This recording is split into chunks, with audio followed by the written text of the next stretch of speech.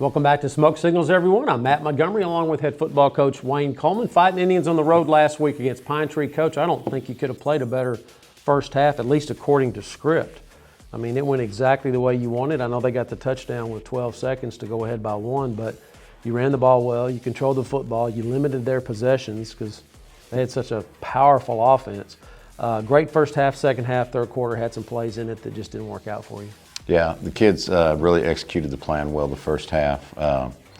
Left too much time on the clock there on our second score. Wish I wouldn't have left a minute and a half there, but sometimes you got to take a touchdown when you can get it. And they were able to get a score right there at the end of the half to close the gap. So kids played really well the first half, made some mistakes the second half.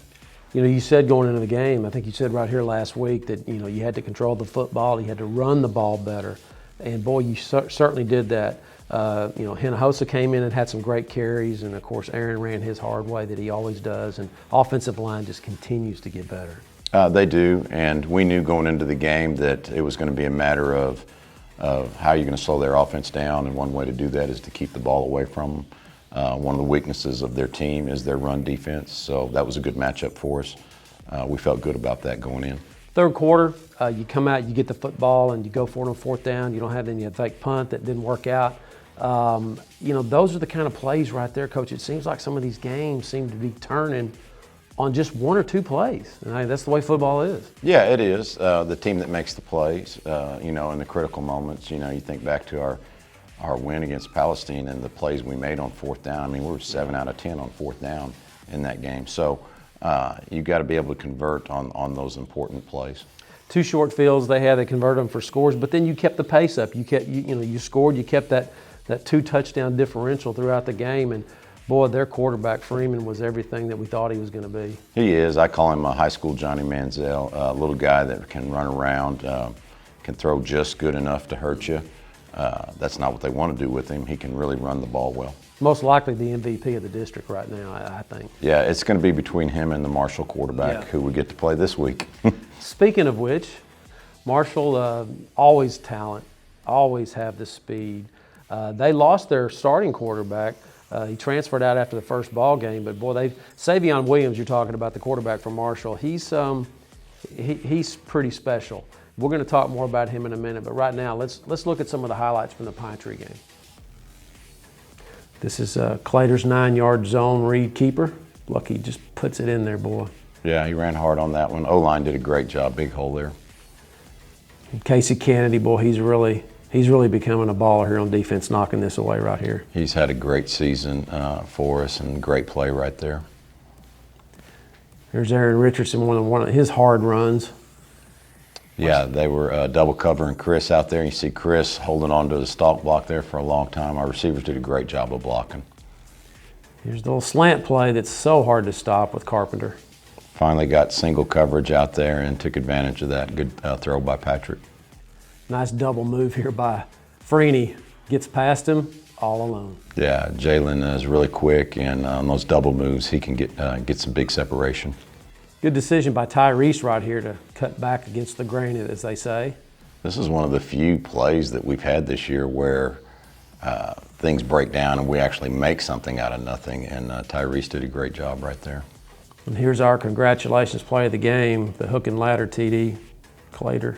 Yeah, our favorite play, I guess. I mean, it works. It seems like it works a lot for us. And that was 4th down and 15 when you had it 4th and 1. And you had a couple of cheapy penalties and made it, 4th and 11, and you had to call timeout, and you converted. I mean, it was a good. I know that's not the way you wanted to do it, but you got the touchdown. Yeah, maybe 4th and 15 was easier for us to convert than 4th and 1. I don't know. That's not really the way you draw things up. Saw at the half the other night, Coach, when you were leaving the field, the kids were playing really well. Probably the best first half they've played in a long time. Really, probably all year. And you're coming off the field and you're chewing on them a little bit. I noticed that and I know sometimes coaches will, when you're doing really well, you don't pat everybody on the back. You got to keep them focused. I know that's what you were doing. You weren't angry. You were just keeping them focused. Yeah, you've got to. Our kids are very resilient. They'll come back. They're like that dog that gets kicked and they just keep coming back and licking the owner. But our kids are resilient. They're tough kids. and they want to win. I want everybody to know they're playing their hearts out. There's nobody laying down out there. They're playing hard, and they've come back this week with great practices. So I'm really proud of them. We stay after them. We're going to grind on them. We're going to get them ready for the real world. There's going to be bad days at work, and you got to get up the next day and go to work anyway. And our kids are doing that, and they're getting ready. So it's the Marshall Mavericks, top of the district. They have a winning streak in district that goes back to 2016. They bring in a lot of talent, as we were talking about a moment ago, particularly I think it's Arkansas wide receiver commit Savion Williams, who they moved to quarterback, and he's another Medford kid from Henderson. Mm-hmm. Yeah, if you want to come watch Cam Newton on the high school level, you can come to the Tomato Bowl Friday night. He's that kind of guy. He's that kind of kid. Big, fast kid, strong, hard to bring down. It'd be worth the ticket price just to watch him run around and play.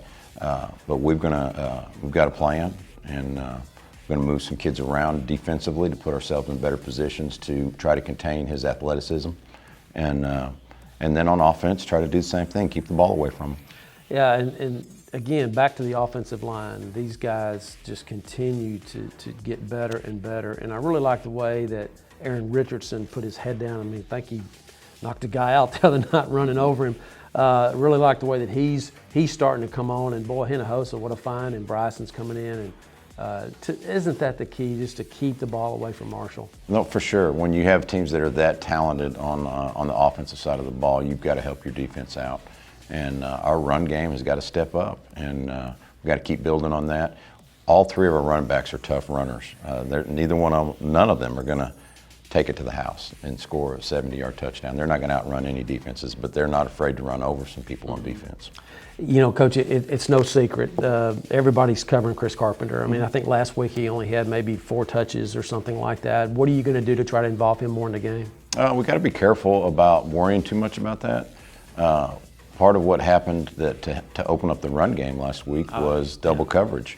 And so one of the reasons we're running the ball so well is when they send 2 defenders out on Chris, that really opens up the run game for us.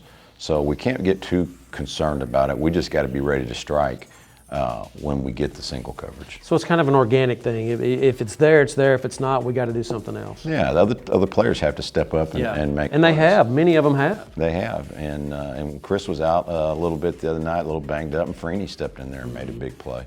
And when they're doubling Chris, our running backs were running the ball really hard, and because there was some stuff open there. So we're doing the right thing. We got to make sure when Chris does touch the ball that the touches count. And right now, most of his touches are big plays. Patrick Clater had a really good game, I thought, throwing the ball last week. Much improved over the last couple of weeks. He seemed like he was mechanically more sound. Yeah, took a little pressure off of him. It's really nice for the quarterback to know we can just hand the ball off sometimes. And he enjoyed that and executed really well. 8 out of 10 is a pretty good night for most quarterbacks. Talk about Marshall defensively. What do they do? Got 2 300-pound defensive tackles, and then We've seen those before. Yeah, seems like every week. But then they've got real athletic defensive ends and linebackers. They look like defensive backs, fast kids. They put on the edge for pass rush purposes. So we're going to have to try to find a way to hold up inside on those 300-pounders. And when we do throw, we're going to have to be real selective about how we're going to take care of those pass rushers. What are the keys to the game for your team to get the win? Oh, for sure. Keep the ball away from Marshall. Yeah. And we've got to make sure that our run game continues to improve, and we've got to make sure when we throw it, it counts. I mean, it needs to be a big play. Yeah. So it's Jacksonville versus Marshall Friday night at Tomato Bowl. We'll be online on jhs-sports.com at 6:45. Hope to see you there. For head coach Wayne Coleman, I'm Matt Montgomery. We'll see you next time right here on Smoke Signals.